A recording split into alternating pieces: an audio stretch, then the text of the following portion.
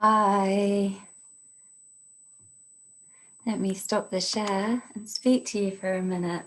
Hi, my name's Katie Marie. I'm recording this presentation for Raynaud's awareness.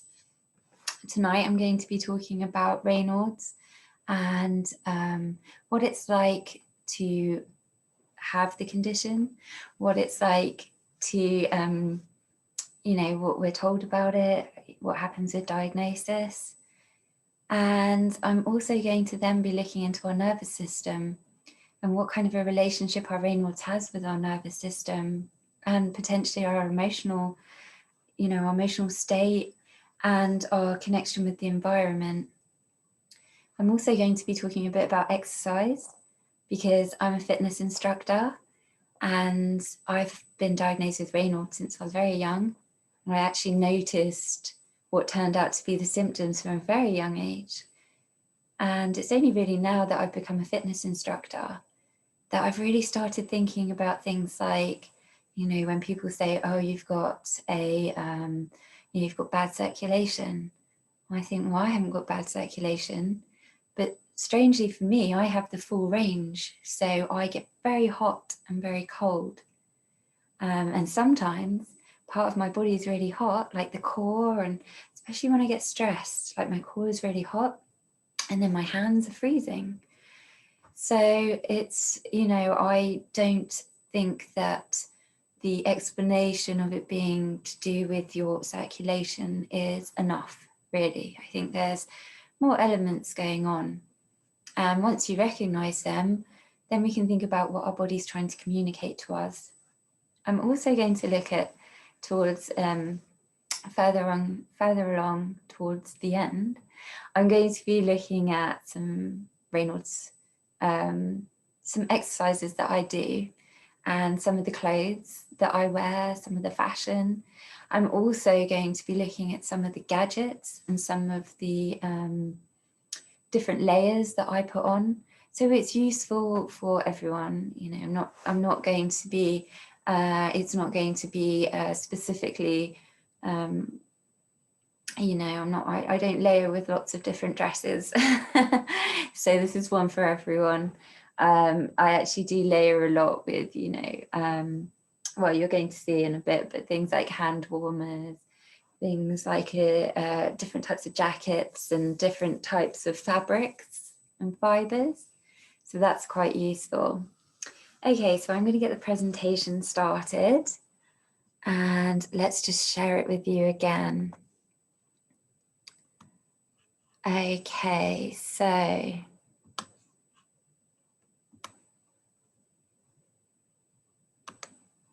there we go.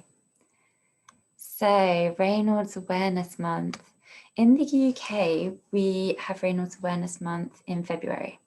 In the US, it's in October. So it's quite good to make that distinction, actually, because I hadn't actually thought about it before, but I'll mention that again soon. So Raynaud's Awareness Month. What is it? How does it affect you? Let's banish the myths and share some useful advice and resources. So I'll be sharing some tips. I am speaking from someone with lived experience. Okay, so in the UK, we hold Raynaud's Awareness Month in February, and in the US, we hold Raynaud's Awareness Month in October. That means we have two great opportunities in the year to raise awareness, learn more, and share. Lynn at the Raynaud's Association told me about the wonderful work which they do in October to prepare us for the colder months, which is so important in the US and Canada in particular, as your temperatures really drop. But what's actually quite interesting is this is the first year I've done a presentation on Raynaud's. And when I've been talking to people in the US, in Canada, in Russia, your temperatures are dropping so low. And I just think, I hope my advice helps you as well. But then this year in London, we have snow now. So we've had snow for the last couple of days and we had snow at the end of January as well. So our temperatures have actually been going to -2, -3. And I've been going outside doing my fitness in exactly the same way. So I actually feel quite grateful for that, because at first I thought, wow, what am I going to tell somebody that lives in -2, -4? But I'm now living in -2, -3. So I can vouch for the fact that especially exercise is really great for you with Raynaud's. Okay, so today I'm going to be looking at my diagnosis, what I've learned about Raynaud's through exercise, and some of the tricks that I use to keep warm and cool down. And I have a few stories to share along the way. Here's my first story, actually. I sat down to make this presentation last night, and we tend to find in London, so we don't have snow very often. We don't have particularly extreme weather. So we might get snow once a year, once every couple of years, and it won't last for long. And so it was just, so I've also found that, so when the weather changes like this, we find that our Wi-Fi can sometimes be affected. And I don't know if it's just a coincidence. I always thought it was a coincidence, but it does seem to happen. And what happened last night is I actually sat down, and I need to tell you this now, just in case, but I actually sat down to make this presentation. Everything was set up, all the lights, you know, I've got the lights on in the room and all our items. So you're going to know what these items are hanging up and why shortly. And then all of a sudden we had a power cut and everything just went dark. And it was just me sitting here with the glow from my laptop, and that was it. And Zoom gone, everything's gone. So yeah, we had a power cut. I'm hoping it doesn't happen again tonight. But I'd only just started, so, you know, it was a good time for a power cut, really. Okay, so please may I introduce myself. Okay, so my name's Katie Marie. I'm a lifestyle and fitness coach, and I'm based in London in the UK and online. So I spend a lot of time online at the moment. Okay, so I'm on the lifestyle side. I do professional decluttering and organizing. So it's about regaining physical and mental space. So pretty much, you know, the theme that runs through everything I do is about mental, physical balance and mental wellness. So I'm very focused in on mental health, particularly because I myself have a diagnosis which I need to be vigilant of.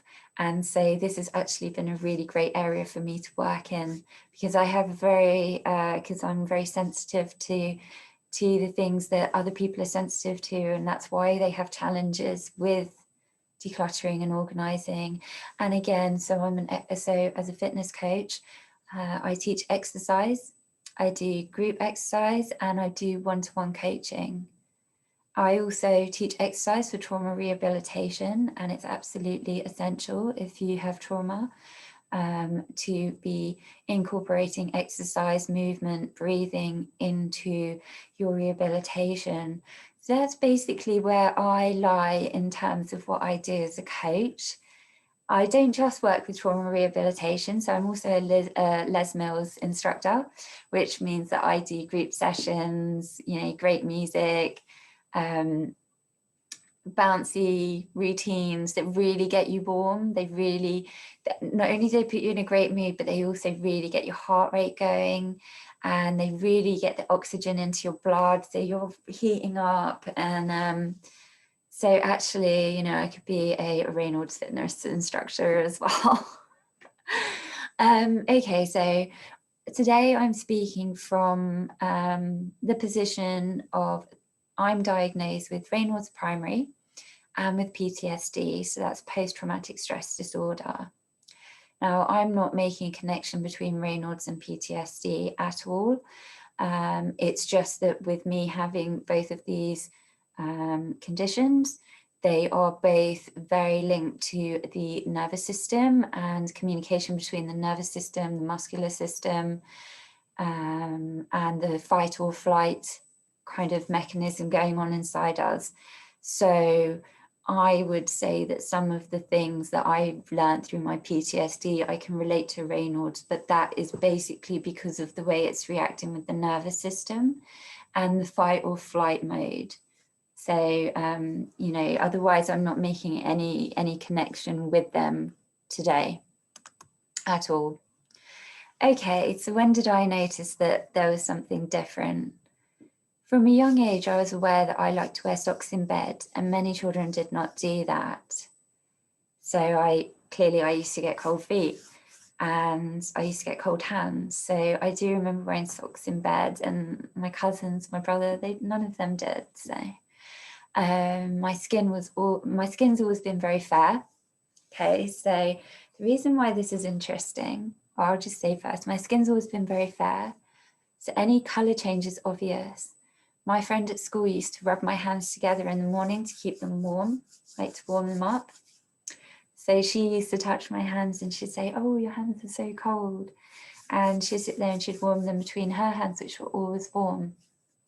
So she didn't used to do that for anyone else. And on top of that, what's quite interesting is if you have Raynaud's and you have darker skin, so you might have, be a lot darker than me, you won't necessarily notice all the color difference. So, whereas if you look at someone like myself, you see the whole range. So it became very obvious to me, not that I had Raynaud's, but that I was a bit different to my friends. I used to wonder if my fingers and toes could actually freeze inside and fall off. So genuinely, as a child and even now as an adult, it literally feels like they turn into ice cubes, just ice cubes. So I wonder if I move too suddenly, would they just snap? And the answer is no, because as a fitness instructor, I make sure that I do a good warm up before I do anything. So that just wouldn't happen. But that was a fear as a child you don't really understand. Okay. I used to say to a childhood friend whose father was a film director in the horror vampire genre that I wouldn't require any makeup to be in a film. Okay, so again, I just happened to notice that I was very pale, and we used to watch a lot of vampire films in particular. And I just used to say, these people, they put on all this like white, powder, and I just never needed it. I mean, I don't think we can necessarily tell on camera today, but I'm actually starting to go a little bit purple. And that's because I'm feeling a little bit cold. My hands are cold. My body isn't. My body here is warm. You can tell like under your arms, the core is warm, but the hands, the extremities. And it's funny because I'm sitting, here's the radiator. So anyway, so yeah, as a kid, I was just like, yeah, I could be in a vampire film. I'd be perfect.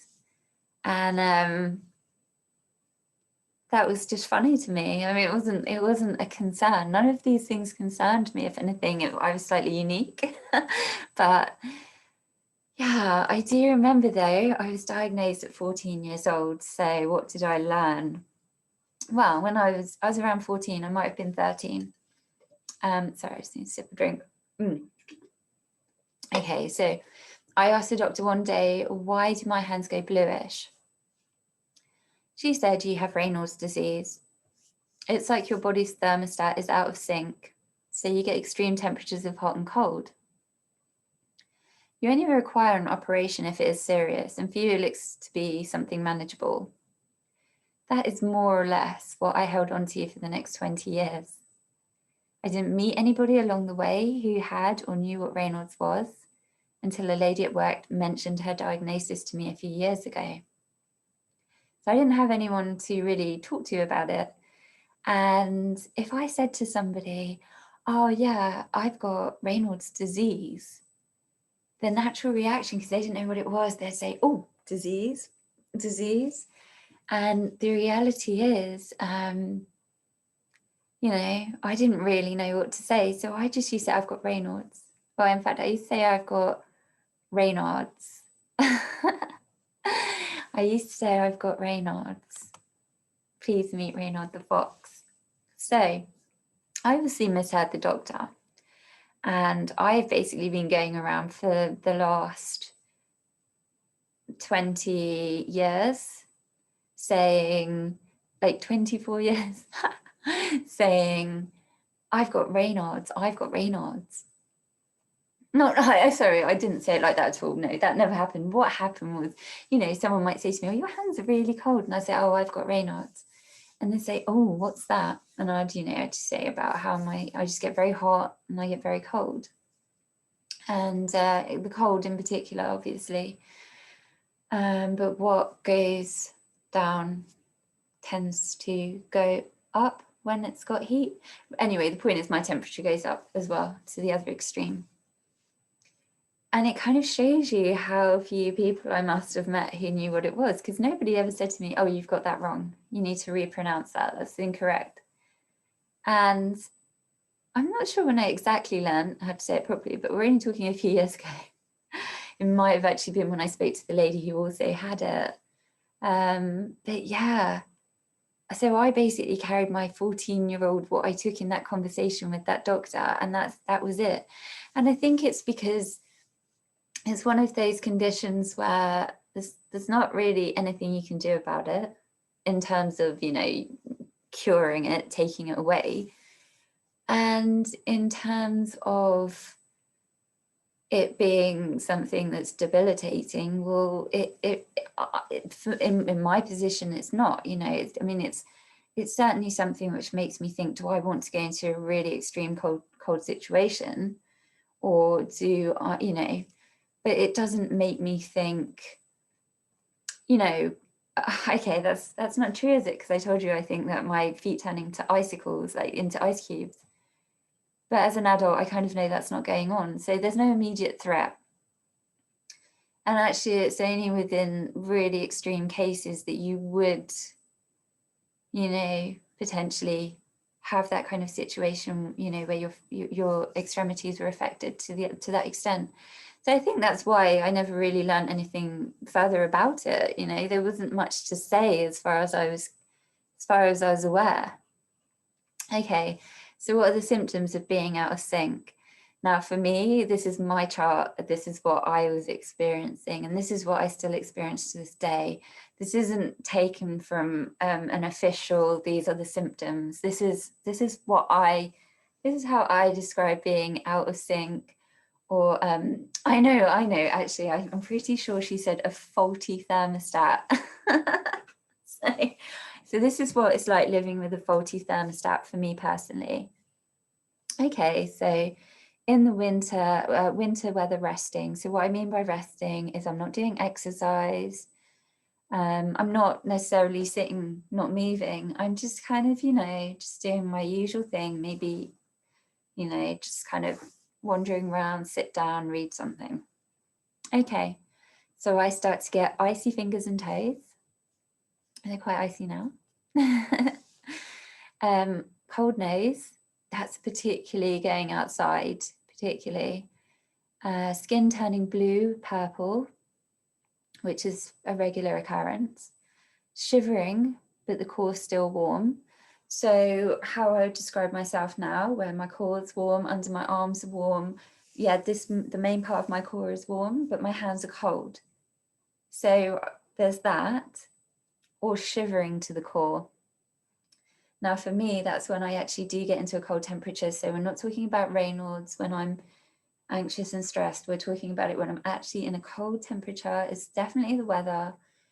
And what happens is if I'm cold to the core, I don't know about you guys, but I will shiver, and the shiver goes straight through my spine, and it's quite painful. So I do have a solution for that. I think I'm going to say it during this slide, actually, because I would say, oh, I'll mention it later, it'll come up, but I don't want to guarantee that, because, you know, I think about these subjects so much that I think, have I said that or did I not say that? So I'm going to remember, shiver to the core, what are we going to do? Okay, I think I might do my fitness demonstration for you now, actually, after we've gone through this, just so I remember that point. Okay, numbness, pins and needles. So yeah, numbness, increased sense of anxiety and less moving to keep warm. And then when I get warm, my fingers start to turn red. If I don't move to keep warm, my fingers and toes feel like ice inside and out. So that feeling of me feeling like ice cubes, is because it literally feels like it's inside. I'm not just cold to the touch, I'm literally cold through. Okay, so the summer weather, and actually for me, it's not just the summer weather, but that's when it's really extreme. But as I said, go through the extremes and for hot and cold. So I remember when I used to go to work in the city, leaving the house, I used to be really cold and I'd have to put layers on. But by the time I'd walk to the train station, I could take most of those layers off and I felt really hot, if not overly hot. And then when I got to the other side, I'd be from the train, I'd be walking into the office. Once I got to the office, it didn't matter whether it was freezing outside or baking. I was hot and I used to put the desk fan on, and that would have to stay on for about 20 minutes until I normalized. And then I would sit in the office, and then maybe an hour later, my hands are freezing, and all of a sudden you see me sitting there with gloves on, covering up with like a blanket. So I can't answer for anyone else, but and somebody did actually ask me when I presented live the other day, which was really interesting. I was really grateful for this question, because they did say to me, Raynaud's, I associate it with being cold, but you're talking about heat as well. And I personally think, and I'm not coming from a medical background, I think Raynaud's is the range. Why would you just go cold? Why would you just have that experience if your thermostat is faulty? So we're not, and so I'm going to talk about it in a bit, but it's to do with the blood vessels and them constricting. So I think it's quite interesting because otherwise then I have to consider that I have two conditions. And I don't know how many conditions I want, to be honest. One for heat, one for cold, one for PTSD. Too many conditions. So it's really interesting to think about that. And I really want to communicate with other people with Raynaud's to find out what your experience is. Okay, so so this isn't just the summer. I get overheating, high perspiration, fingers turning red. I have a lower threshold for the heat. I get faint, I get faint and dizzy. Increased stress in the heat, so I get quite agitated. I don't have that feeling when I'm in the cold.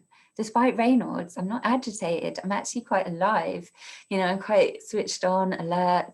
Your senses are fired up. It's cold, Whereas in the heat, I'm just like, I actually can't think, sometimes I'm just, it's too much.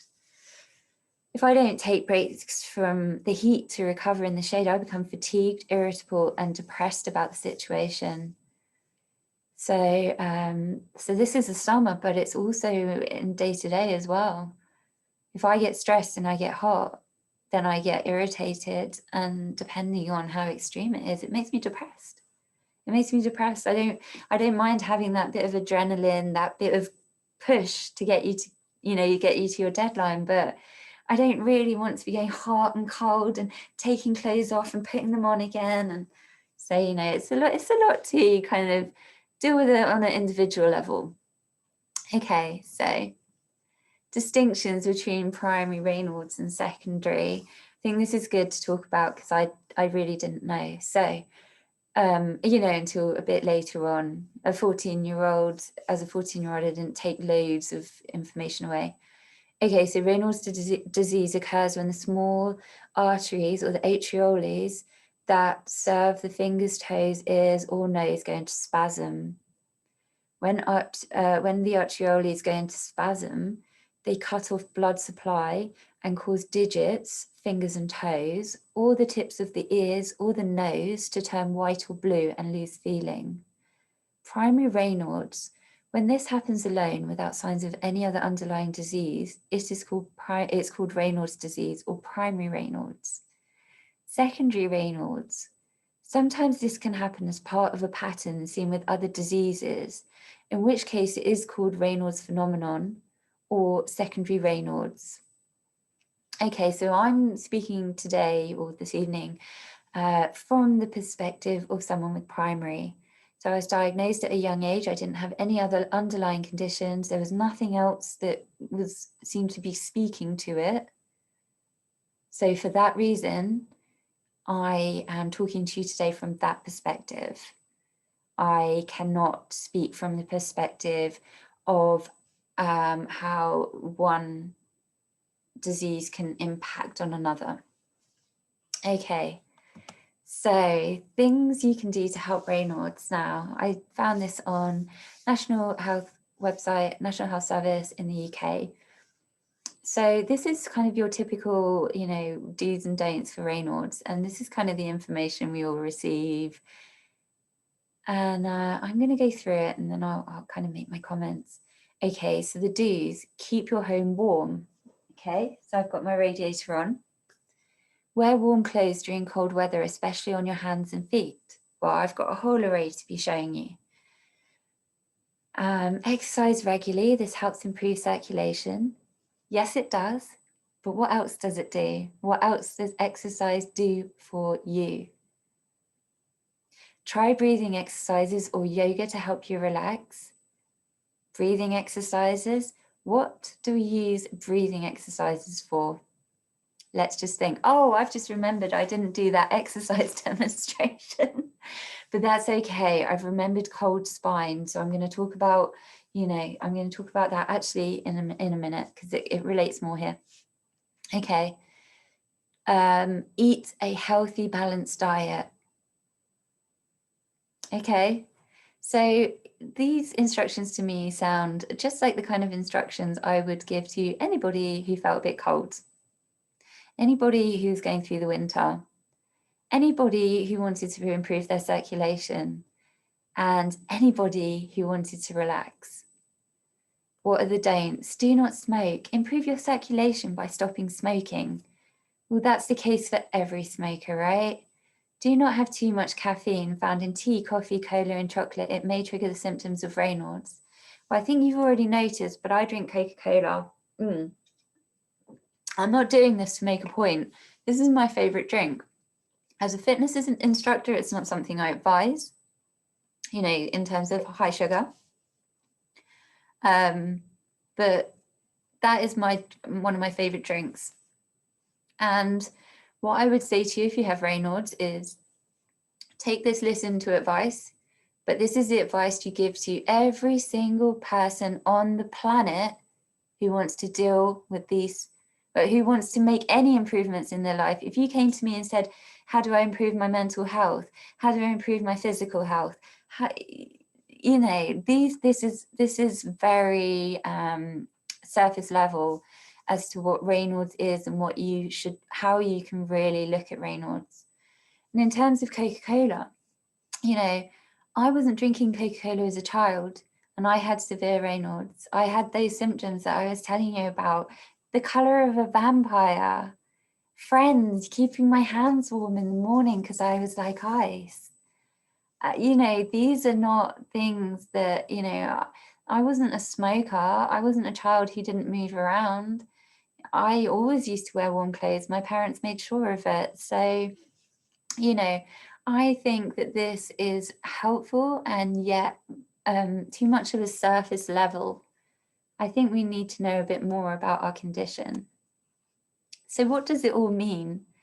I'm hot, I'm cold, I'm icy, but why? What is my body telling me? I understand the temperature, the clothing, the balanced diet, but why is it happening? I need more information. I've been told over the years it's due to poor circulation, but I know there's more to it. Exercise regularly and my attacks are not all... I exercise regularly and my attacks are not always linked to cold hands, cold room, hot core, hot room. What do you say to that?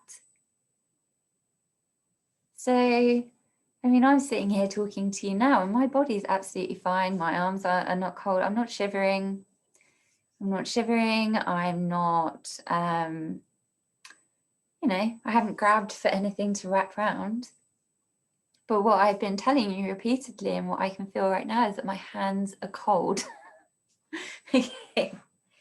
So for some reason, my body is drawing the heat from my hands to my core. So I want to know why.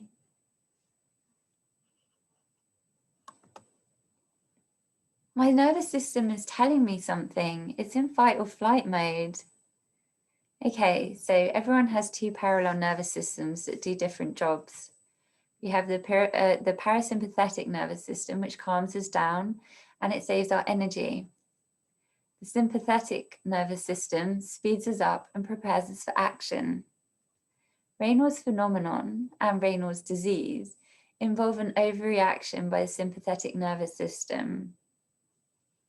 So let's have a look at the nervous system. We're just going to have a brief look just to compare where we are in the parasympathetic and in the sympathetic. So for example, when we're in the parasympathetic, our pupils constrict. When we're in the sympathetic, our pupils dilate. In terms of digestive, so we in the parasympathetic, our digestive activity is stimulated, whereas in the sympathetic, it's inhibited. In terms of parasympathetic, the bladder contracts, whereas in the sympathetic, it relaxes. So if we think about it like this, because I mean, with me, with PTSD, I live in the sympathetic most of the time. So with PTSD, you go into flight or fight mode, fight or flight, whichever way you like to say. You go into that on a regular basis, and it's very, it can be from loads of different stimulus. So I'm very used to being in the sympathetic nervous system. And it, you get those feelings. You get that, first of all, the eyes go wide. Like for me, as soon as I perceive the danger, the eyes dilate. It inhabits your saliva. That's very true. So if you watch someone who's talking, maybe me a bit at the moment, actually, let me just have a bit of my drink. My non Coca-Cola drink. I mean, my point about the Coca-Cola, I just want to say, is that, it's good to observe these kind of things, but don't beat yourself up about it if you don't do all of them. I mean, I drink Coca-Cola, but I also, exercise regularly. So, we're all going to kind of fall short on some of these things. But at the end of the day, I really enjoy that drink. And, I only drink water and Coca-Cola, so... So stay away from my Coca-Cola. Anyway, going back to the sympathetic nervous system, basically, so I do find that. So I find, when people are getting nervous and they're talking and they're going into that kind of system, you get a dry mouth. What a lot of people experience, I definitely get this whenever I'm stressed, anxious. So a lot of the time, I find it hard to, the digestive activity is very limited. I don't want to eat. I don't want to. And then as soon as I've dealt with the thing that's causing me that anxiety, I'm like, all right, let's dinner kind of thing. Relaxes the bladder. Again, that feeling of, oh, I think I need the loo. Oh, but I've just been, but I know I need it again. And again, that's like a reaction thing. That's actually, it's not necessarily that your body's ready yet. Okay, so the sympathetic nervous system, my best friend, we know each other so well now. It's good to get to know your nervous system. Okay, so the nervous system in relation to Raynaud's. The effects of the sympathetic nervous system are felt most strongly when a sudden fright causes a rush of adrenaline. So the sympathetic nervous system is where we have our readings of our emotions and kind of our relationship to our environment, that kind of, dialogue. So it makes sense that when we're going through emotions like fear, that's related to the sympathetic. Okay, so the body is preparing for fight or flight by constricting the outer blood vessels, reserving blood for the muscles in the brain where it's most needed in an emergency. As the blood is pushed inwards, the skin turns white. The sympathetic system reacts similarly when faced with cold temperature. So too much blood flowing through the blood vessels under the skin would radiate away from vital body heat. So these outer vessels constrict and the blood is drawn inwards. Redness is seen as blood flows back out after coming in from the cold. So our body's going into survival mode. And when your body goes into survival mode, you know, your fingers and your toes are not so important. All of the heat wants to direct into your major organs. And this is also what happens when we go into fight or flight with our muscular system. So in terms of our muscular system, the muscles really tense up around here because they're protecting our lower major organs from attack. So the whole body is reacting inside to create this defense mechanism of like, don't touch me, don't attack me. The alternative is obviously fight, which is, you know, when, you know, you go into action and you have to act as quickly as you think instead of defense mode. So this is exactly what happens in Raynaud's, but the blood, so, okay, so in terms of cold temperature, this is exactly what happens in Raynaud's, but the blood vessels of the fingers and toes constrict too tightly. So cold is the main trigger of the Raynaud's attacks. Strong emotion or shock causes attacks in a minority of sufferers. Now, for me, this is something I want to question considerably. I, again, need to hear from other people with Raynaud's and what their relationship is to Raynaud's. But for me, I think that we're going through a mixture of extreme temperatures and emotion. I think emotion is a very big player. And I don't imagine it's the minority of sufferers. I actually imagine that a lot of us have that real connection to, you know, a sensitivity to our environment on an emotional level and on a physical level. And I really need to talk to other people with Raynaud's to understand that connection. But I personally believe that we are actually, our Raynaud's makes us highly sensitive. And I would be surprised to find out that there was people with Raynaud's who could completely say, it's not anxiety, it's not stress. You know, I just get really cold and I don't know why. So I need to put all these layers on and I don't know why, but I've got this thing and that's all there is to it. It's just not the case for me. So I want to really think about the emotional connection to the condition. Okay, so here's a little story to interject. So I used to work in an office, and one of the things that happens with me is that I don't get cold. My arms don't get particularly cold, and my legs. I mean, they do if it's really cold temperatures. But generally what happens to me is the hands and the feet. So I can actually go and I can wear this top just fine. And then at work, I'd end up having to put gloves on my hands. I mean, I'm getting it now, actually. So what I like to do is I have a pair of these. I have a few pairs, and I'm going to show you later. But here's one pair. So I put these on my hands, and they're just little hand warmers. And it just means that my wrists and my hands are covered. And then I just have to warm up that bit. Okay, so you see me quite a lot actually dressed in this way because my whole body is not cold. It's my extremities. So that's what I was wearing. And I used to have this little heater. And what I do is, you know, there was only about 3 of us in the office. So it wasn't like I was sitting in this big group with this little heater going. But I take my little heater and I put it under the desk next to my legs so that it was keeping my feet warm. And then I just put my hands above. So that's one thing I recommend, like little massages for you with Raynaud's is actually really good. You know, if you're just rubbing your hands together like that. And if you're doing it over the heater, so you don't want to put your hands like on the heater and just take direct heat. We don't want to, you know, that's too much.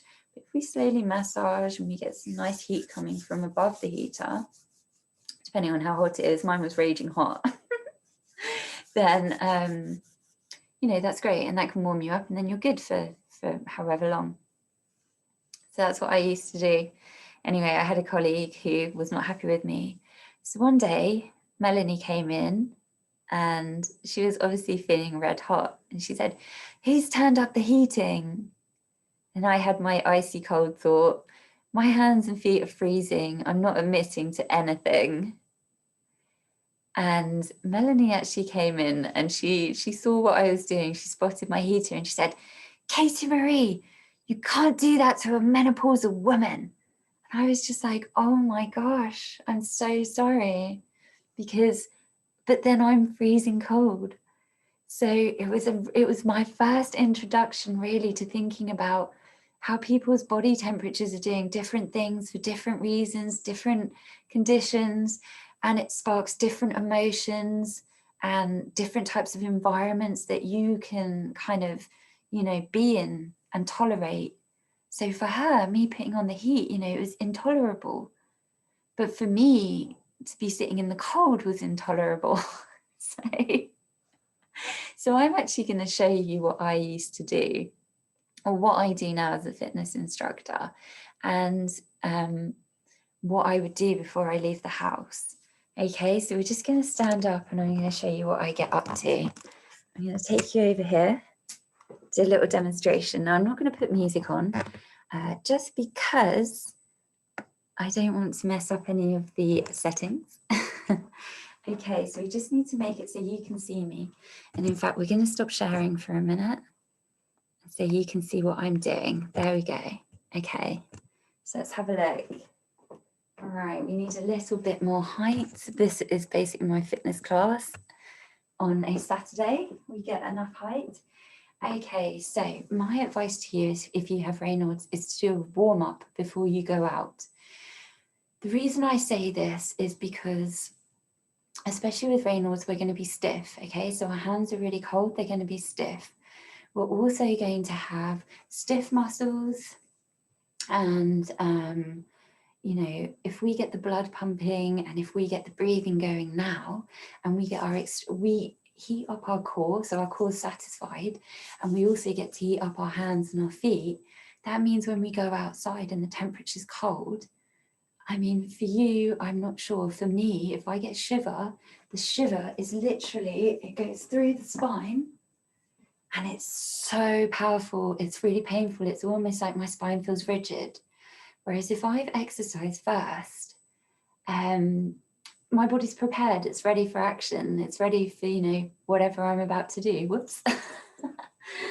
Okay, so what I would do is, so I want to loosen up. I want to loosen up my joints and I want to, you know, get my muscles stretched out and warmed up as well. So then I'm loose and I'm not stiff. Okay, so I'm going to take my knees up. Yeah, I'm just going to do some knee lifts. I'm going to do some walking on the spot. I'm going to have my arms moving. Yeah, because we want to get our arms moving to get our breathing going, and it's also increasing the flow of blood in the arms. Okay, so we want to do that, and we're going to take our knees up. Okay, and I move my arms while I'm doing it, so I'm not just taking the heat in the center of my body, I'm also getting it working around. Okay, so I might do some side steps, and again I'm moving the arms. Yeah, and then I take my legs up, I do curls.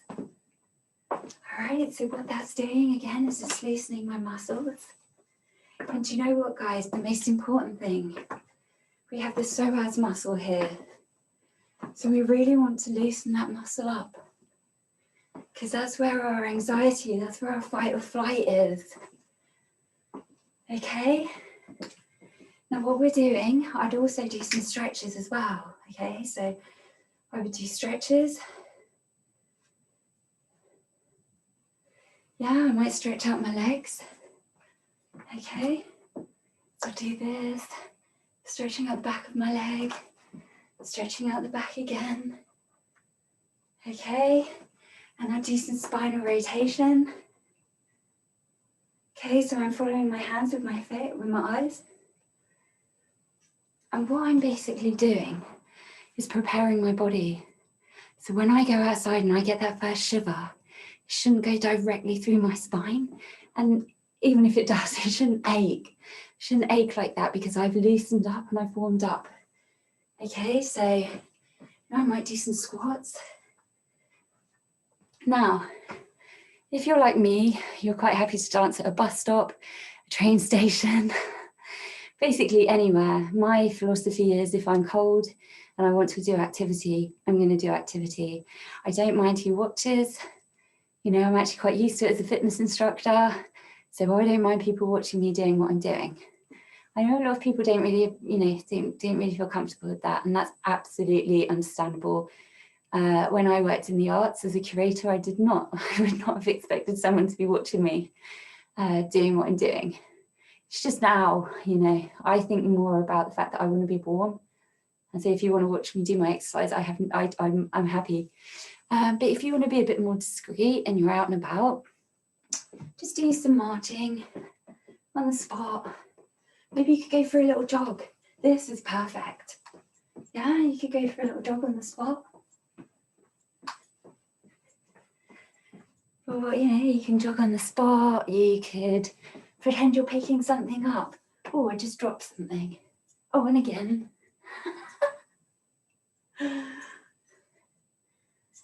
Okay, so I think I've kind of illustrated that, you know, basically we want to do some really simple things, you know, whatever makes you happy, you know, whatever loosens you up, whatever puts you in a good mood. And then we should be prepared for the cold. Okay, so I'm going to talk a bit more about the fashion and what I wear when I do go outside shortly. We're going to get back into the science now.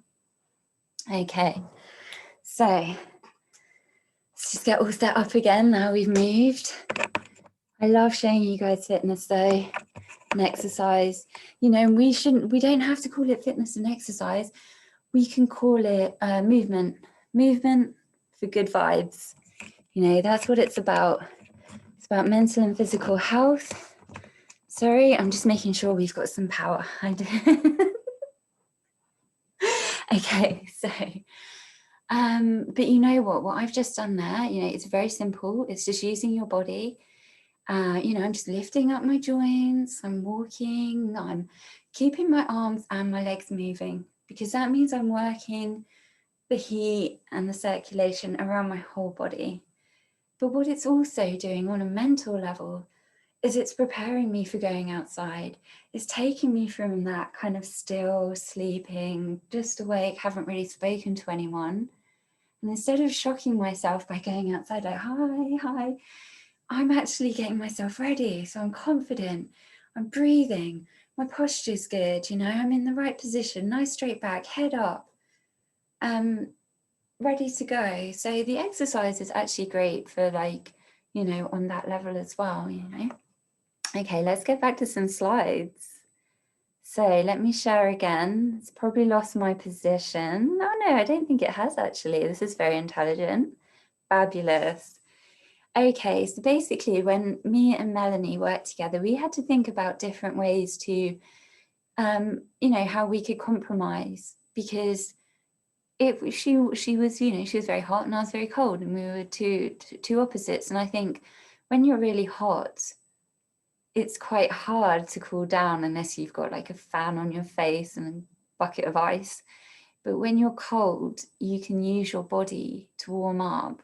You can do movements. If you're feeling like you're getting cold, maybe just go for, it's time for us with Raynaud's anyway to think there's no immediate danger, you know, in terms of where we're going into fight or flight. So let's just do a little warm up.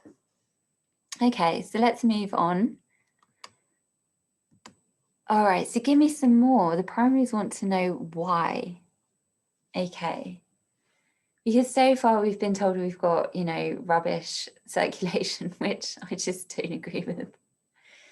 Okay, so discussing symptoms and complications. So I would like to look at the extreme case as well of Raynaud's, which is, you know, a condition called scleroderma. Now, I'm not going to be talking about scleroderma. I just want to make a mention of it because in the UK, scleroderma and Raynaud's are one association. So when we raise awareness, it's for the condition, for both conditions. Okay, so this is in reference to the skin turning blue. So the blue color means the cells are being starved of oxygen. There's a tiny chance that a severe attack will lead to tissue death, but this is most likely, though still rare, in people with scleroderma. So interestingly, maybe the fears that I had as a child, you know, even with scleroderma, you know, it's unlikely, but it's still interesting that I was switched on and sensitive to what was going on with my body. And it was a good thing I did get it checked, actually, because if it had have been, and I hope I'm not pronouncing it incorrectly, but considering I say Raynaud's instead of Raynaud's, I can only apologize. But scleroderma, you know, there was a chance maybe I had that with such extreme cold. So it is important that you are in tune with your body and you do ask these questions from doctors. And I think we're in a great position now with the internet and being able to connect with professionals online. I think we're in a good position to be able to explore what's going on a bit more for us now. We had the internet when I was 14, but it was, you know, it's nothing like it is now, you know. It's so much great information. It's not so cowboy now, like, you know, here's something good and then here's three things someone just put up because they felt like it with no research. So, you know, you can actually find the people who've done the research and all the references, and, you know, so it's a really great resource now. But anyway, so what the blue color means is that the cells are being starved of oxygen. So what I just showed you in terms of the exercise, and it wasn't exercise like lunges and, you know, an assault course or anything like that. It was literally just moving my body around and just limbering up. That is increasing the oxygen in your blood. So that is what's then helping you to, you know, maintain a normal color. That's even, you tip into red as well, because, you know, that's when your systems are fired up and the oxygen is, you know, starting to get through, or higher concentration. Oh, I just said all that and I've written it down as well. So exercise increases oxygen in our blood. So we do know that exercise is effective in Raynaud's attacks. And one thing I will say, as someone with Raynaud's, I would never set myself the goal of climbing Everest because I want to keep my fingers and toes. And where that comes from is that on the build up to making this presentation, and I was writing the presentation, I don't know why, it just kind of came up in my list of interests to watch about people who were climbing Everest and reaching the summit, and actually how dangerous it is. It's the most dangerous part of, you know, the descent is actually coming down from the summit. So, you know, you have a limited time to get to the summit, but it's actually the descent, which is the real part where, you know, you're not out of the woods until you've really got down to your first camp, your first base camp. So, and even then it's not necessarily out of the woods. It's just, you know, you've got different points to, and one of the things that happens to a lot of people who go that far is they do experience frostbite. And the frostbite takes away limbs, you know, it certainly takes away, like, you know, like fingers and toes, phalanges. But also, you know, you can even get into limbs when it's really extreme and you've been in those conditions a long time. It kills the tissue. So I was watching this and I thought, as much as I love cold air training and I love being cold, funny enough, I love being cold, it's so refreshing, I will never ever climb Mount Everest. It's not a good idea for people with Raynaud's, and I'm not going to do it to raise Raynaud's awareness because I don't think it would be a good idea. So I think what I'm saying there is, you know, there's certain extreme sports and there's certain extreme environments that with Raynaud's, I wouldn't put myself in on the basis that if I did get into some bother, you know, we are more susceptible, I imagine, to our extremities, you know, having severe issues than someone who does not have this reaction. But, you know, once you get into places like Everest, everybody has this reaction, you know, the people that, you know, have these extreme reactions, it is temperatures, you know, so it's not Reynolds based. But it was just such a warning to me. I was like, you know, I'm quite happy doing exercise in the garden in the UK. And that's enough. Okay, but you know, if you are someone who's into these extreme sports and such, like, you know, I really do think that with Reynolds, you need to think about your kit a lot and what you're going to take. And I'm only going to be looking at, like, I'm looking today at the kind of things that we need day to day, you know, in the winter and in the kind of, you know, colder times. Okay, so in primary Raynaud's disease, we don't know why any of this happens to us. In secondary Raynaud's phenomenon, we can see it's linked to certain diseases, but we still don't understand the exact mechanism. But we do know it's not, there's only a tiny percentage of people who are emotionally affected, or do we? So yeah, so this is not satisfactory to me. Give me some more. The primaries want to know more. I believe we need to explore what is happening on a mental, emotional level in response to our environment. Why is the brain triggering the body like this? Or should I tell people that my blood vessels are the ones with the problem? How can it be poor circulation when my body is going into survival mode for an undetermined reason? Maybe we are like birds, bees, maybe people with Raynaud's. Maybe we are like birds, bees, fish, detecting changes in the weather, forecasting the cold to other humans who cannot feel it yet. Or maybe there's a change inside of us, stress levels, anxiety, mental pressure, leading to physical stillness or agitation, which leads to these changes in temperature. PTSD, Raynaud's, fight or flight mode. Through post-traumatic stress disorder, I have learnt a lot about my nervous system and muscular system. Fight or flight is a daily, hourly state of this condition. This is not due to the weather. This is due to mental and physical reactions to trauma. I've learned that through exercise, I can relieve my muscles and my nervous system to move out of fight or flight mode and into a more balanced, focused, present state where my body and mind can return to a calmer, regulated rhythm. Raynaud's. I would suggest that Raynaud's is a condition of sensitivity and heightened awareness, both your mental and physical state in relation to environment, emotions, fears, which are presented through physical symptoms that you can observe. So I think that our sensitivities and our heightened awareness is being played out in physical ways. And that's what happens to me with PTSD. So people are like, you know, you can see me reacting to things and people are like, you know, what are you reacting? What have you seen? What have you heard? And I can always answer every time. There's always something. There's always a trigger. There's always a reason. And so for someone to tell me with Raynaud's, there's no reason, we don't know. It's really, really leaving me with, you know, this dark area of like, that doesn't make sense. It doesn't make sense. I believe that every action has a reaction. So that means every reaction has an action. That's how I believe that. I don't believe you can just say, I've just got it because I've got it. Oh, it's because I'm a man. It's because I'm a woman. It's because I'm this age.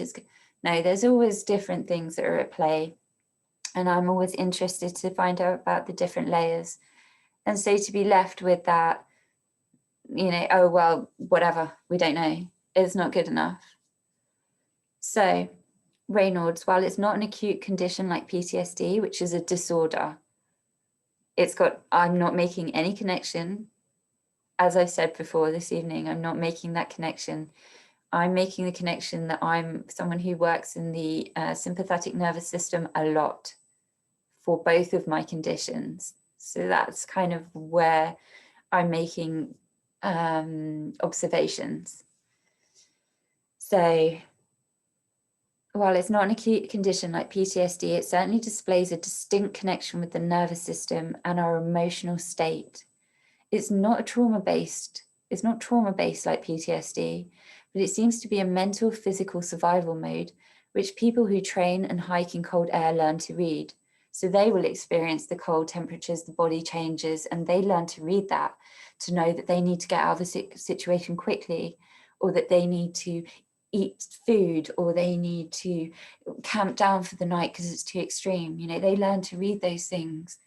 But the average person who doesn't put themselves into extreme situations may not have that dialogue with their body. It might not be so pronounced. So it does seem like a mental physical survival mode. Raynaud's alerts you to your stress, your anxiety, to the cold environment, and then exercise levels you out to relieve stress, anxiety, cold hands and feet. So I became a fitness instructor to deal with PTSD for myself and to pass the tools on to other people with the condition, as well as to, I do exercise with everyone, absolutely everyone. You know, I do body conditioning, I do dance cardio, but I also do trauma rehabilitation. And so that's really where my journey started. And then I expanded. And it helps me so much with my Raynaud's too, to the point that I thought, I haven't got bad circulation. My circulation's fantastic. I have the full range of circulation. So then I had to think about, you know, what other things were impacting me. And with PTSD, when that talks to my nervous system, it impacts everything, absolutely everything. The way I feel about my environment, it impacts me on physical levels. So you see it in my eyes, you can feel it in my hands, my muscles tense, all sorts of things.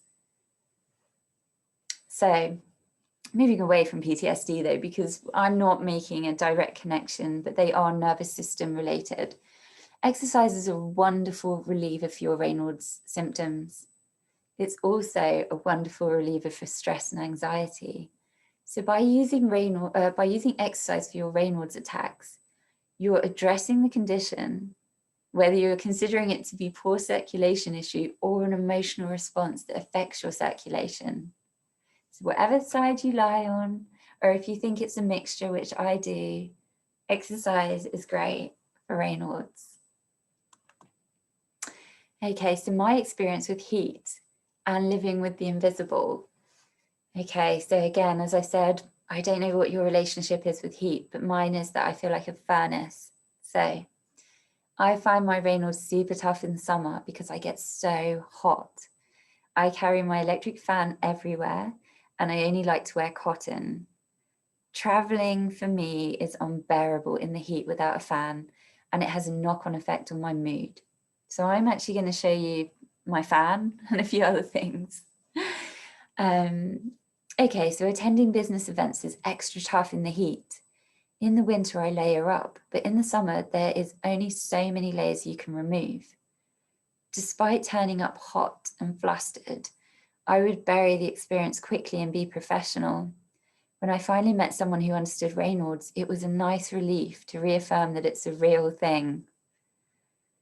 It's often referred to as an invisible condition, and to an extent, I agree. But once you come to know the subtleties of Raynaud's, you'll tune into it and recognize it. The symptoms are physical to see.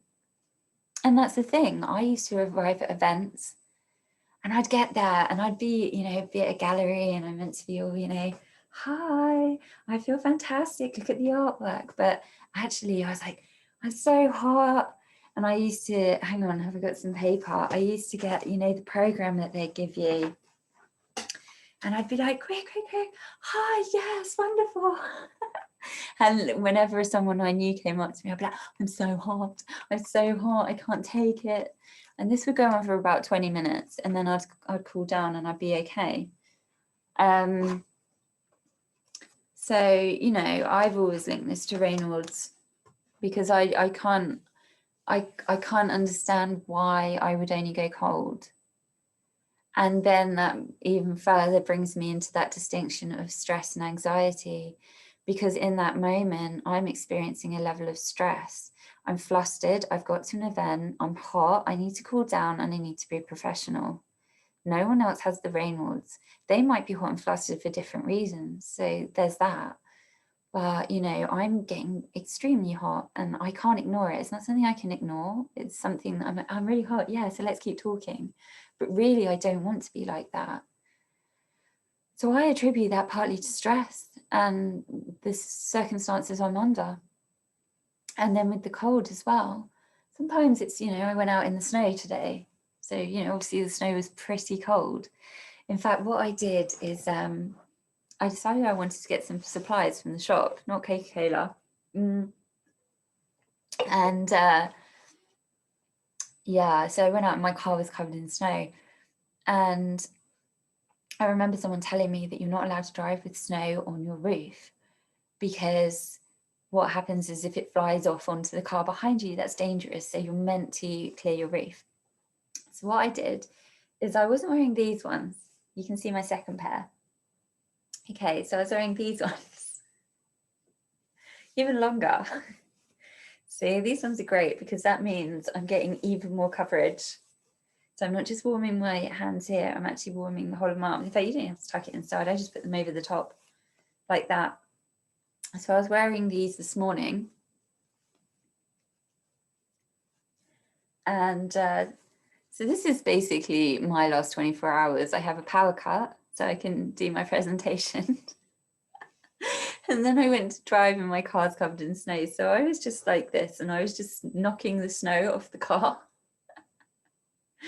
And then I went to sit down in the car and I realized I was covered in snow and I was just washing, like doing that, and it was fine. It was fine. You know, I didn't even feel cold particularly. But then I had to take them off and hold on to my hands. And my hands, they were really cold, but I had one finger and it had actually frozen. Like I say, it's actually frozen. It was ice cubes inside. And I actually had to put it in my mouth and I had to suck on it. Like, for like a few minutes, like probably 5 minutes. Then when I let go, it felt like it was about the same temperature as the others, cold, you know. But the point was, it really got affected. And so it reminded me, you do actually have to be careful in the snow. You do have to think about it, because if nothing else, it was actually quite painful. You know, it was an achy feeling. It wasn't pleasant. It wasn't like, oh, this is great, let's freeze up the rest. It was like, ow, what have I done to myself? So yeah, so I totally recommend these. I'm going to layer up actually in a bit and show you all of these items. Okay, so yeah, so the fact that it's an invisible condition as well is quite handy, because PTSD is not invisible. So PTSD people would say is invisible because it's but it's mental physical. And this is what I've learned through PTSD as well. Everything is mental physical, everything is body and mind. They're not separate. You don't have mental health and physical health. If you have an injury, your physical health is affected, clearly, obviously. That's the point of contact and disruption and damage, whatever the situation, right? But then your mental well-being comes into it, because say your physical issue means that you can't walk. Mentally, what is that going to do to you?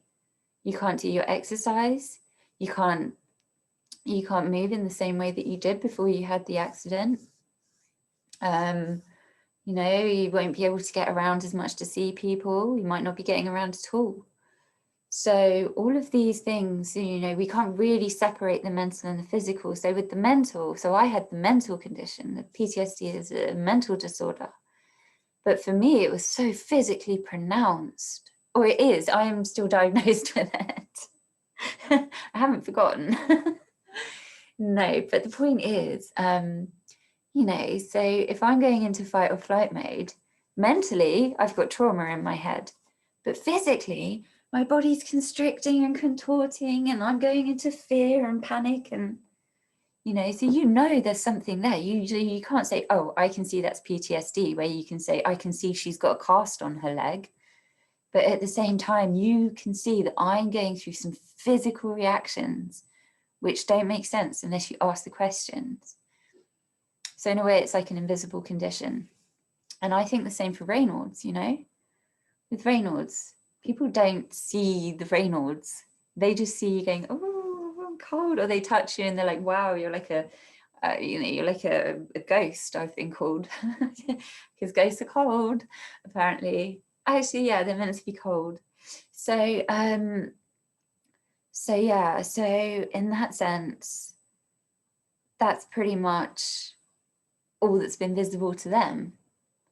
But inside for me, I'm thinking, I'm hot, I'm cold, how do I get out of this? What am I going to wear? I don't want to go outside, but I need to go outside. And that's where your warm up, your exercise and your warm up comes in, because that changes your frame of mind as it fires up your body. So it doesn't matter whether you're depressed, whether you're cold, whether you can't be bothered. If you can just get yourself into a few steps, just do some steps, get your arms moving, then you can waken yourself up and you're good to do all sorts of stuff. So yeah, so an invisible condition, one might say. We know what the symptoms are. So inside, communicating out, we can detect subtle changes. Raynaud's. So this is my kind of, this is our last slide for now. And we're going to look at some fashion. So Raynaud's, the ability to be sensitive to your environment and your emotional well-being.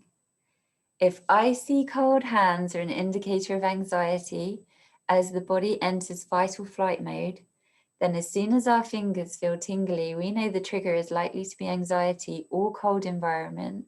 So from there, we can look to reduce or change it. So we can look to reduce our anxiety, or we can look to change our environment. If overheating is an indicator of stress, a feeling of uncomfortable heat all over the body, then we can take this as a sign that we are experiencing stress, and we can look to moderate it. So we might be overly hot because it's really hot temperature outside, but we might be heating up because of stress. And as I said, riddle me this: my core is hot, my hands are cold, my environment is warm, but I feel anxious. I don't know what the trigger may be. Well, I think I do. Anyway, so the point is, we can grab some gloves or a fan. We can grab some gloves or a fan and just deal with it. You know, get rid of the heat, or heat up from the cold. But it is important to listen to the indicators from your body, mental and physical, and think, do I need to be kinder to myself? Okay, so fashion. It's not really fashion, it's really just me doing a fitness routine outside. And I really wanted to show you, because this is on the 21st of November. So I was doing my winter pictures for my website, because all silver clouds, you'll probably notice if you so it's www.allsilverclouds.com. If you visit, when it comes to both lifestyle and fitness, we move with the seasons. So I like to put images up from spring, and then obviously summer, autumn and winter. So these were my winter pictures. So they were taken just, you know, just before we got into December, so that they were up in time for December. And it also shows how I do fitness throughout the year as well, exercise, and I also do lifestyle projects throughout the year. You know, even though I've got Raynaud's, I'm really affected by temperatures. it doesn't stop me doing anything. I just have to adjust accordingly to make myself feel comfortable. And other people might think I'm a bit quirky, and that's absolutely fine as long as I feel comfortable and not overheated or freezing cold. Okay, so if we take a look, so I've just started my fitness there. I'm moving into some stretches. Now, I've discovered this really fun device, this pen that we can use on here. So I'm going to do a bit of drawing. So I have got my gloves on. I've got leggings and socks on here. Now, what I do is I'll double up on the socks. So I haven't got it here, but if you can see in real life, I'll show you in real life, I mean live. I'll show you, I'm actually wearing 2 pairs of socks today because my toes get really cold. With fitness, I don't really need to do that because it's not going to take me long to warm up. But if I'm going out and about, like I went to the shop today, and so I put 2 pairs of socks on.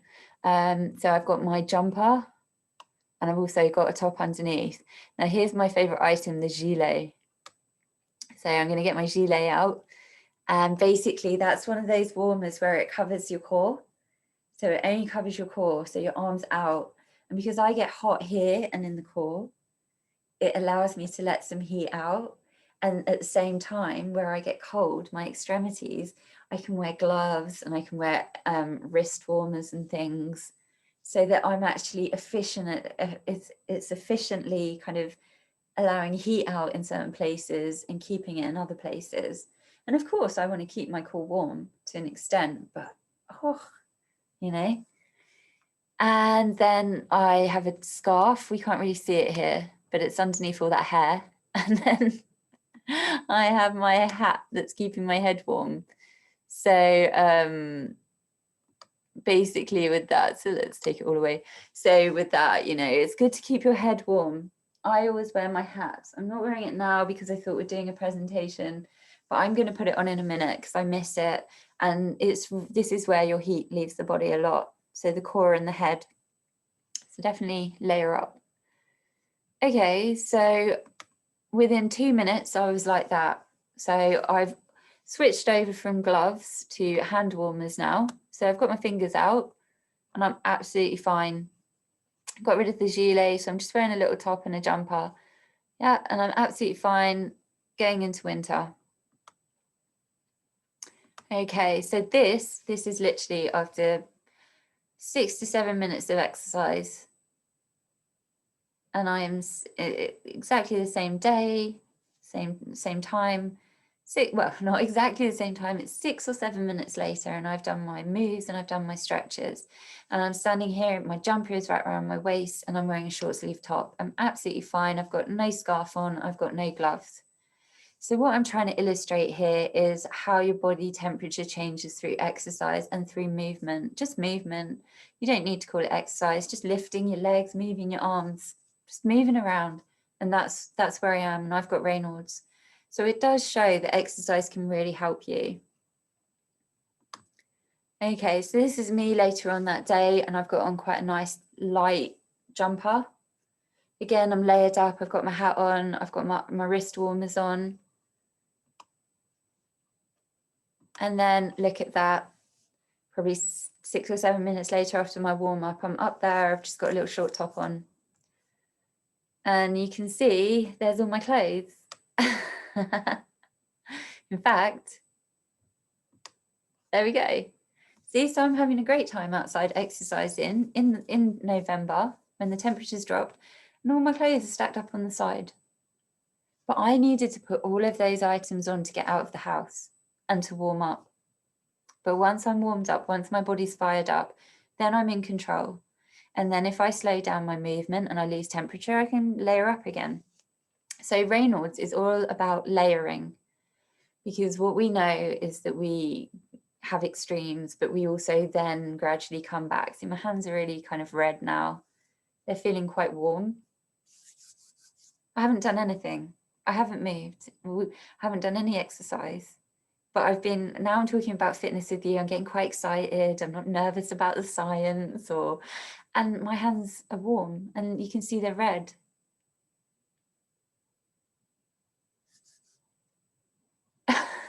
They're fine. In fact, fashion could be in pink now because I feel kind of reddy pink. So isn't that interesting? And people say they don't know why. Well, I feel really at ease right now telling you about fitness, really at ease, and my hands are warm. Okay, so micro fleece zip ups. Okay, so this was on Raynaud.org. So I was looking at their shop, and they do micro fleeces, and these are amazing. Okay, so I've got my micro fleece here. So it's not a Raynaud's one because I didn't know about the Raynaud's one. I got this last Christmas. I really recommend it though. It's perfect because it's quite thin, but at the same time, the fabric itself, because of the nature of the fabric, it does warm up.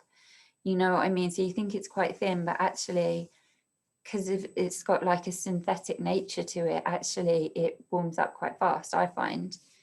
And you can layer with stuff like this, so you don't get overly hot. So if you're like me and you get overly hot, you know, it might be better to wear this than a gilet than wearing like a big jumper and a coat, because you're going to have to drop both of them off. Okay, so I'm going to put that on in a minute. But yeah, so if you go on to Raynaud.org, which is the US side, and we've also got our UK side, so I'm going to mention both of the addresses at the end. It's going to come on the screen. But if you check them out, they'll give you ideas about you know, different products that you can get hold of, and through them as well. And I think if you buy these things through them, then they're also putting money back into research into Raynaud's. And I've actually been onto their website and they've got fantastic resources on there. I mean, they've got this article on there called The 10 Myths About Raynaud's, and that's where literally I was completely inspired after reading that. That's pretty much where this journey started for me. Not with Raynaud's, that started when I was a kid. I mean, wanting to spread some awareness and talk about it, because you know, it's something I never really talk about. And when I used to, I'd say I've got Raynaud's. What's Raynaud's? Don't know. Okay, conversation closed. Oh yeah, I get hot and cold, done. So actually, they've got fantastic resources on there which really make you think about different elements that could be affecting you and how you might want to manage it. And so yeah, so I think that's fantastic. So I totally recommend you checking it out and seeing what they've got to offer, because they know what they're talking about. Okay, this is my summer fashion. I've only got 2 pictures for you, but basically I just want to say, when we think, so this is at the end of June, beginning of July, so this is when it's really hot in London. And the reason why I put this up is because when people think about exercise and fitness, a lot of the time people tend to think of, you know, like lycra and tight clothing and hot clothing, you know, things that are, you go to the gym and people have got on these fabrics, which can be quite, you know, they can make you overheat. So for someone like me who's very sensitive to the heat, I like to wear a lot of floaty tops, you know, tops that have a little bit of give in them, like this. It's loose around my arms. So that means I can breathe and I can regulate my body temperature better in this type of clothing, because the fact that I can, like, you know, let some air through, and also I've got my arms uncovered, it means that I'm really comfortable with doing fitness. If I'm wearing clothes, like if I wear a t-shirt, for example, I do wear t-shirts a lot, but what I do is I roll them up and tuck them under my like sports top, and then they kind of unravel, and also you've got this under your arms, and you know, and I'm a real cotton devotee. I love cotton, you know, it just it's good for my skin, you know, it lets it breathe and it doesn't irritate me or anything. So I just want to kind of point out that the fitness, you know, you can do it in cotton, you don't have to be in lycra. Okay, so there's just another couple of pictures to show you, and then that's it for the pictures. Okay, so again, I'm just wearing like a little vest top in the summer, so that's in July. I like to do my weights outside, because if you do your exercise and your movements and your weights outside in the garden or in the park, you have the influence of nature on you as well. You know, you have the relationship with the trees and the fresh air and, you know, the grass, and like just a different environment to being inside. And so I absolutely love that. And then on the Love Fitness page, I'm wearing a loose cotton top to do my fitness. And I've also got on one of those hats that's like a visor.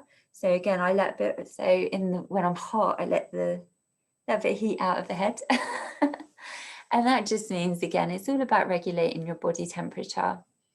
So you are going to see me, I'm layered in the summer. I also wear a hoodie in the summer, because what will happen, it doesn't matter, it's the summer. I get ready to go out, I'm cold, I'm stiff. And I get out, I get moving, and everything comes off. It's like too hot, too hot. Okay, so Raynaud's Association US. So if you go to, in fact, let's come back to this. I want to do a little let's get layered session for you. So let's stop sharing, and I'm going to show you the clothes and the gadgets I have. So the first thing I'm going to say is this. When I was a little kid and I was going to school, my mum used to hang my uniform on the radiator in the morning, so that when I got out of the bathroom and I was, and it's cold and you're like, I don't want to go to school, I'd be putting on like warm tights and warm jumper and stuff like that.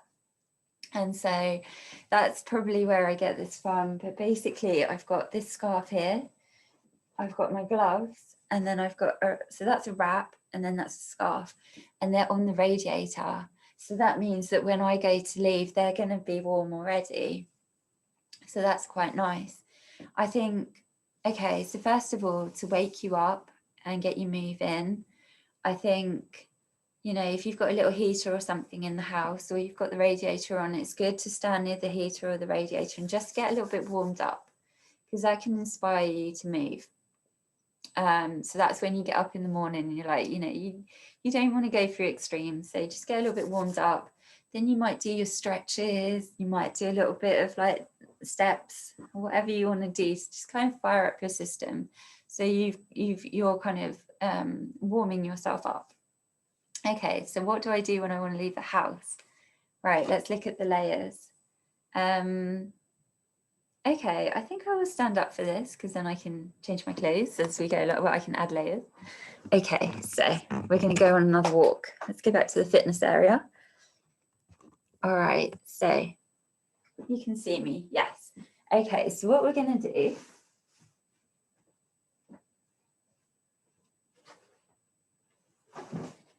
Okay, so I'm getting ready to go out. I am going to grab my micro fleece. Okay, so I'm just wearing normal clothes. I'm just wearing like a loose cotton top and a pair of leggings, because I generally like to move around quite quickly. So when I'm wearing high heels and a dress, it slows me down. Right, okay, so we've got our micro fleece. So that's quite nice and thin. Okay, so we're going to do that up. Lovely. So I've got my micro fleece on. Now I am going to want my scarf.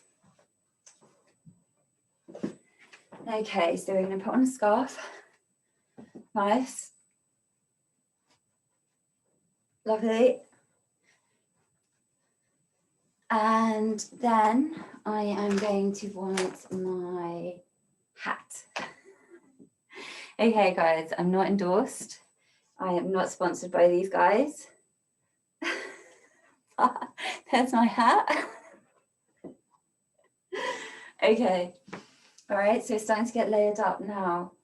I'm going outside in the cold, okay? So I haven't done any fitness and it's pretty cold outside. So I'm going to take my long ones, because that means that you can tuck them underneath if you don't want, and you can get them in black. Just taking you through my wardrobe.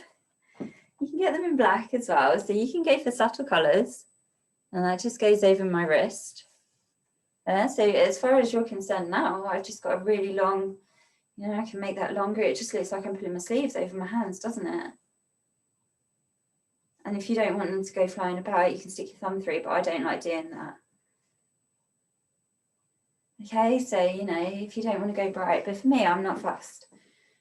I like to have colours in my life. I'm very attracted to colours, all colours. So I like a bit of black, but I also then like to balance it. All right, so put these on. Lovely. Lovely. All right, there we go. Nice. Then I've got the gilet. Okay, so the gilet, this is what I was talking about. All right, so I can let heat out here. I'm gonna take this off. I can let heat out and then I can, so this keeps my core warm. So obviously your core is where your body is most concerned, because that's where your major organs are. Okay, so I've got my gilet on.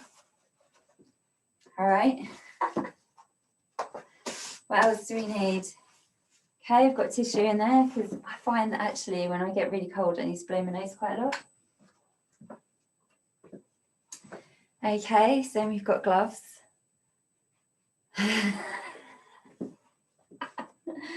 All right, so sorted. They're sorted. Now let me show you as well.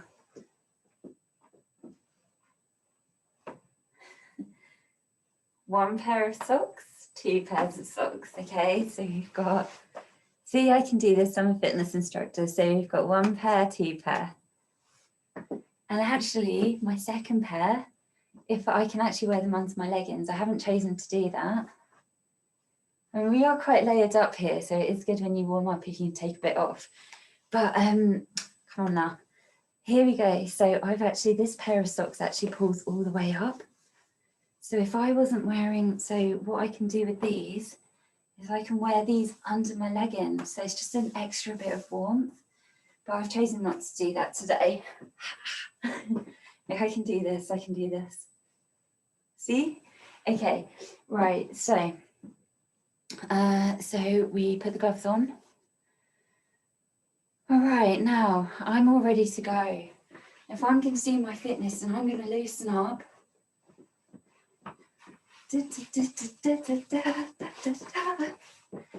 Now what I can feel is I'm getting quite hot up here, because obviously my core is already quite warm. So eventually what I'm going to be able to do is I'm going to be able to take this off. Yeah. But I've still got all these other layers keeping me warm. See? So now I'm more moderate. And then I'm like, oh, well, you know, my hands are quite warm and my wrists are protected. Here we go. Okay, so that's kind of how I work it. I just layer myself up and down. And I have fun with it. I enjoy it. I've got like different scarves. I've got different gloves and things like that. You know, when I want to kind of not wear some that are kind of that long. And I want to introduce a bit of colour. Right, so what gadgets do I use? Let me show you the gadgets, and then I'm going to show you what I do when I'm sitting down writing in the office, you know, that kind of stuff where I'm still. And so Raynaud's attacks are quiet. I find Raynaud's attacks more often than not when I'm sitting writing, because obviously I'm not moving at all, and I'm not conscious about not moving because I'm focused on writing. So, but first contractions. Okay guys, so I got this wonderful little heater. This came from my brother, which came from China, I believe, I think. He ordered it on Amazon. So it definitely came, and I'll tell you how I know as well, because whenever I order anything from China or Japan, they always send me a flower saying, or stickers saying, I hope you enjoy. So, but actually, yeah, I don't know, but that's where it came from anyway. They're like, especially for you, it says, so that's quite nice. Anyway, what this does, okay, is this warms up your hands, and it's also a power bank. So if I want to, I can stick my USB in there and charge my phone. And it's got really, it does actually have a lot of battery power. But if I put it on here, here it is. So it's on white, it's on blue at the moment. If I press it again, it goes into pink. And so what happens is over a few, like probably about, not very long actually, 30 seconds, this warms up and it goes hot. And what's quite nice about that is that, you know, you can sit in the office with it, or you can sit, you know, if your hands are really cold, say one hand in particular, you can just sit with that. You can swap it over. Another version, I suppose, would be the water bottle. So if you get yourself a water bottle and fill it up, I used to do that in the office quite a lot, and then I could just put my hands on it, or I could just put it on my lap and just touch it. So these devices are quite good. Yeah, it's just something that provides heat that you can hold on to until you don't need it anymore. And you can otherwise use it as a battery, as a power bank. And so survival ×2. Okay, so that's one of my gadgets. Another thing, if you go to the outdoor fitness sports shops, outdoor fitness, outdoor activities, you know, so I mean, I know what we have in the UK, but I don't know what the equivalents would be. But you know, all of these places where you can go and you get your mountain climbing gear and you can get your shoes and stuff, basically they all do like heat warmers for your hands. So what you can do is they're like these little gel things and you crack them and then they go hot and you can hold on to them. I have some called toasties. Now I don't use them a lot because I'm always like, well, I'm cold now, but if I'm colder another day, I want to save them. Whereas with this, I'm like, I don't care, I'll just charge it. So, you know, it's really up to you which way you want to go. But I particularly like using this because I can charge it. And I think my favourite thing to do overall is exercise, because then I'm in control. I don't need a battery charger. I don't need to wait for something to heat up. I don't need to crack something in my pocket. I just need to literally use my own body. And I think it's not about saying do exercise so that other people can say, oh, you've got Raynaud, so you should be doing this.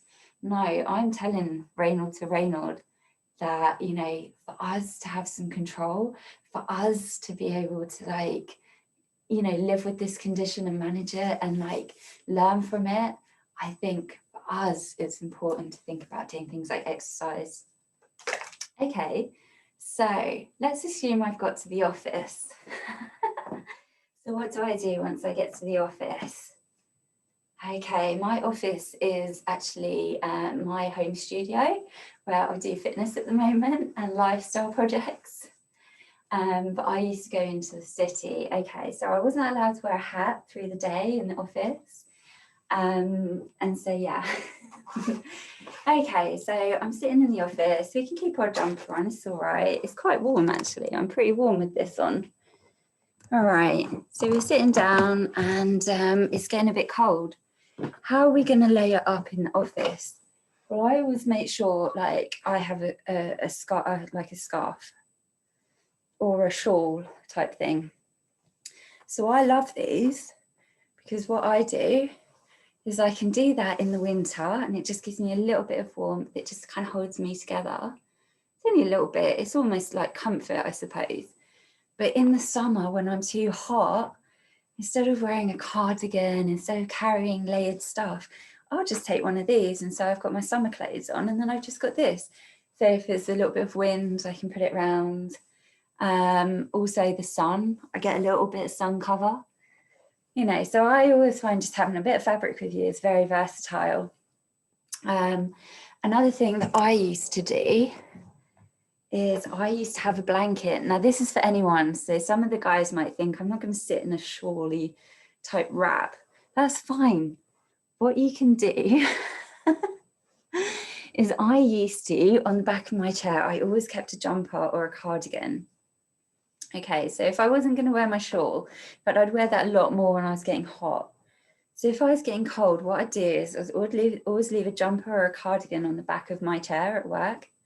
And it was always there. And so I could either put it on and layer up, you know, well, we all know how to put the cardigan on and layer up.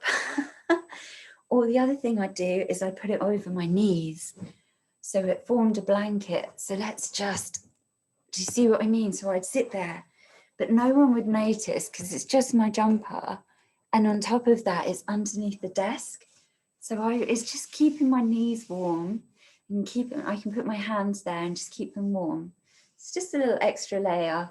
So again, I used to keep a blanket at work as well. And it's just a little thin one. And again, sometimes people have seen me wearing it as kind of around me, like a shawl blanket. And other times I'd be sitting there typing. But what I would say for Raynaud's, which is essentially is those hand warmers, or a pair of fingerless gloves.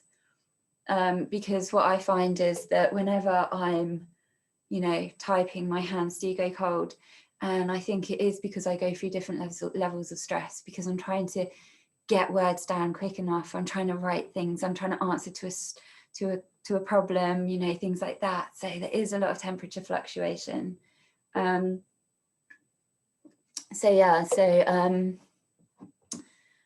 anyone who's just tuned in now, I'm not endorsing you drink Coca-Cola. I just know that my Raynaud's won't go away if I stop. So it's my little guilty pleasure. When I'm at home, I always make sure I've got plenty of blankets around. Okay, so I've got my favorite blanket upstairs, and I'm actually one of those people that's more likely to grab a blanket than put on like the heating. So I'd put heating on moderately, but if I'm getting cold, I don't think, right, turn up the thermostat, heat up the whole house. I make sure I've got a blanket so that for me, I can have that extra layer of comfort and, don't have to spend a fortune on heating the house just for me. So, so those are just a few of the things that I wanted to show you, because they actually make my life so different. I mean, I've got one more lifesaver to show you, and this is for the people who get hot, okay? If you're like me, this changed my life.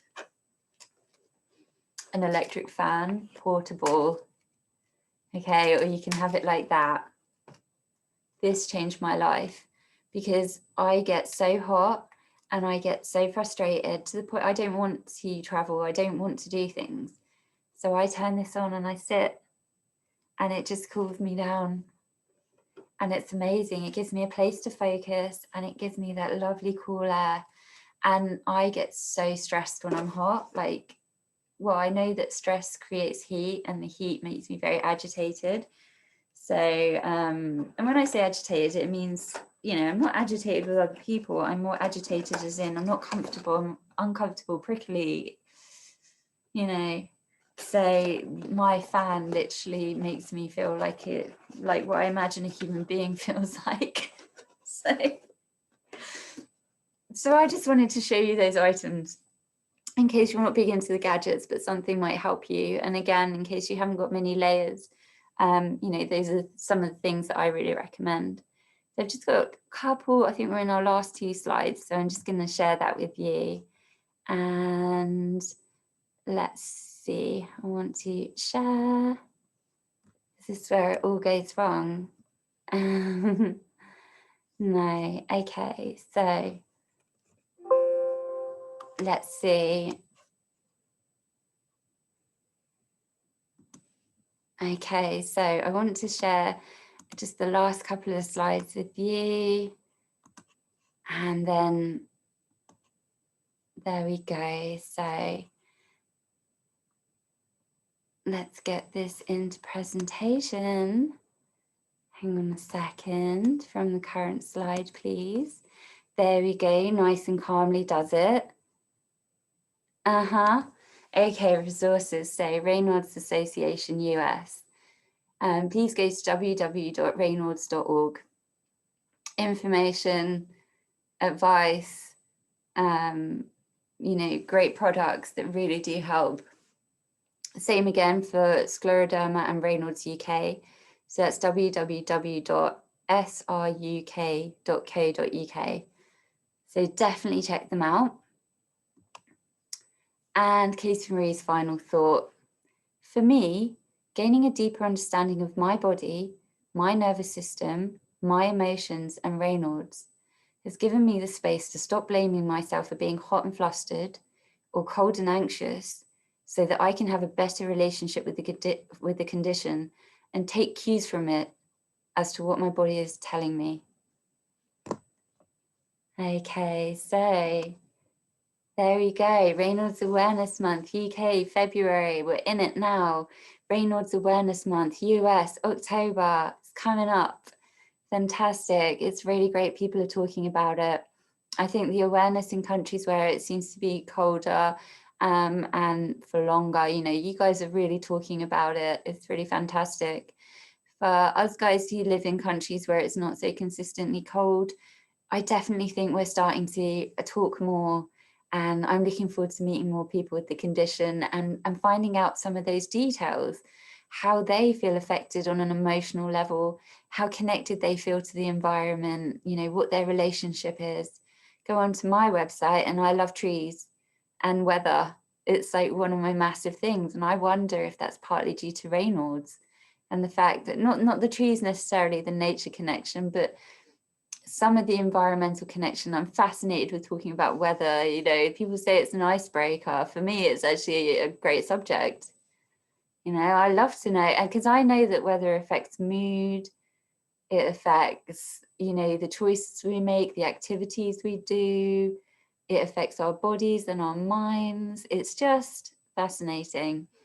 And I've been really excited about artists who have worked with weather as well. So I worked with an artist at Tate Modern called Oliver Eliasson.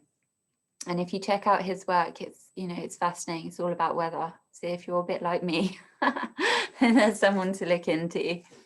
Okay, so thank you so much for joining me on the occasion of raising awareness for Raynaud's.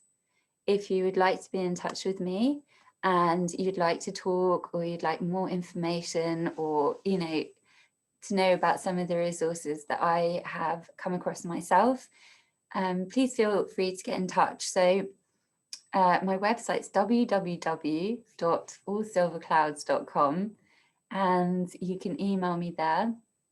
And so, yeah, I mean, I would really love to continue this conversation, and I hope that you've, you know, just hopefully gained some kind of insight maybe into the condition and what we learn about it through our bodies and through our environment. Okay, thank you so much. And hopefully you'll join me again for another talk. Thank you.